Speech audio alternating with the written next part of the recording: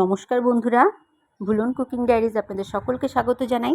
আজকে আমি আপনাদের জন্য নিয়ে এসেছি আলু আর ডাঁটা দিয়ে ট্যাংরা মাছের একটি সুস্বাদু রেসিপি। চলুন তাহলে দেখিনি কী করে এই রেসিপিটি আমি বানাবো। সঙ্গে থাকুন, দেখতে থাকুন। ট্যাংরা মাছের এই রেসিপিটি বানানোর জন্য এখানে আমি নিয়েছি স্বাদ অনুসারে লবণ, কাঁচা লঙ্কা বাটা, জিরে তেজপাতা বাটা, ফোড়নের জিরে আর তেজপাতা, আর পরিমাণ মতো হলুদ। এখানে আমি ট্যাংরা মাছগুলো আগে থেকে কেটে ধুয়ে পরিষ্কার করে রেখেছি। এখানে নিয়েছি ডাঁটা, আলু। লোকাল ট্যাংরা মাছ খেতে আমরা সকলেই খুব ভালোবেসে থাকি। এখানে কড়াই বসিয়ে দিয়েছি, কড়াই গরম হয়ে গেছে। এখন আমি কড়াইতে দিয়ে দেবো তেল। আমি সাদা তেলেই রান্নাটা করছি, আপনারা চাইলে সরষের তেলও করতে পারবেন। তেল গরম হয়ে গেছে, এখন আমি খুন্তি দিয়ে কড়াইয়ের চারিদিকে তেলটা ছড়িয়ে দেব, যাতে মাছগুলো কড়াইতে লেগে না যায়। বন্ধুরা, আমি একবারে মাছগুলো দেবো না কড়াইতে, দুই ভাগে আমি ভেজে নেব মাছগুলো দিয়ে দিয়েছি। এখন খুন্তি দিয়ে হালকা সরিয়ে সরিয়ে দিচ্ছি। লোকাল ট্যাংরা মাছ শোলা কচু দিয়েও খেতে বন্ধুরা খুবই ভালো লাগে। আরেকবার আমি আপনাদের সাথে শোলা কচু দিয়ে রেসিপিটি অবশ্যই শেয়ার করব। মাছগুলো ভাজা হয়ে গেছে, এখন উল্টে দেব। মাছ উল্টানোর সময় সব মাছ একবারে উল্টায় না ঠিকঠাক, তাই খুন্তি দিয়ে আমি যেগুলো ঠিক মতন উল্টায়নি ওগুলো উল্টে দিচ্ছি। কারণ ঠিক করে ভাজা না হলে খেতে ভালো লাগবে না। আর খুব কড়াও আমি ভাজবো না, মাছগুলো মিডিয়াম ভাজবো, কারণ লোকাল মাছ বেশি ভাজা হলে। বাকি মাছগুলো এখন একই রকমভাবে ভেজে নামিয়ে নেব।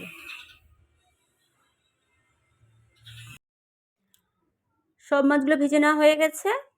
এখন আমি মাছ ভাজার তেলের মধ্যেই বাকি রান্নাটা করবো। এর মধ্যে আমি দিয়ে দিলাম ফোড়নে দিয়েছি জিরে তেজপাতা। এখন এর মধ্যে দিয়ে দেবো প্রথমে আলুগুলো মোটামুটি নেড়ে চেড়ে ভেজে নেব। আলুগুলো ভাজার সময় গ্যাসের ফ্লেমটা আমি মিডিয়ামে রাখবো। ভালো করে নেড়ে চেড়ে আলুগুলো মোটামুটি ভেজে নিয়েছি। এখন আমি এর মধ্যে দিয়ে দেবো আগে থেকে কেটে রাখা ডাঁটাগুলো।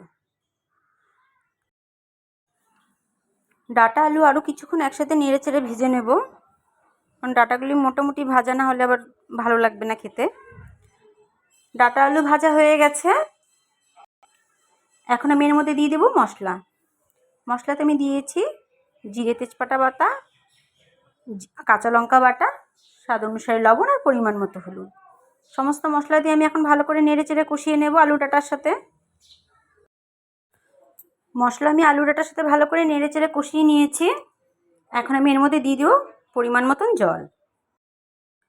জলের পরিমাণটা বন্ধুরা আপনার যে যেরকম ঝোল খেতে ভালোবাসেন সেই অনুযায়ী দেবেন, কিন্তু আলু ডাঁটা দিয়ে ট্যাংরা মাছের ঝোলটা মাখাই ভালো লাগে।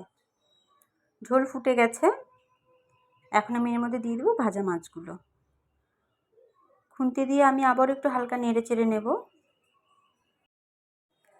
বন্ধুরা, আমি এর মধ্যে কোনো রকম পেঁয়াজ দিইনি, আপনার চাইলে সামান্য পেঁয়াজও বেটে দিতে পারেন মশলার সাথে, সেটাও খেতে খুবই ভালো লাগবে।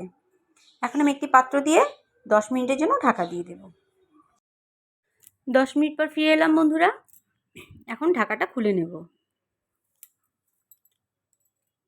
আবারও খুন্তি দিয়ে হালকা হাতে একটু নেড়ে চেড়ে নেব।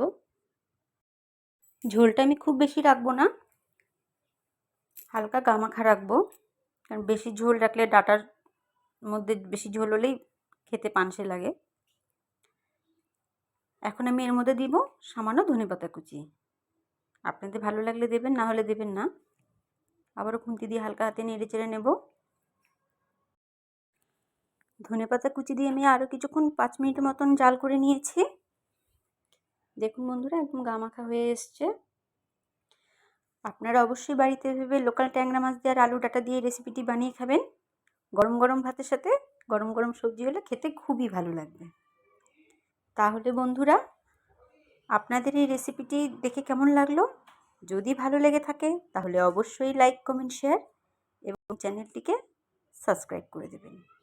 এই ভিডিওটি প্রথম থেকে শেষ পর্যন্ত দেখার জন্য আপনাদের সকল বন্ধুকে ধন্যবাদ।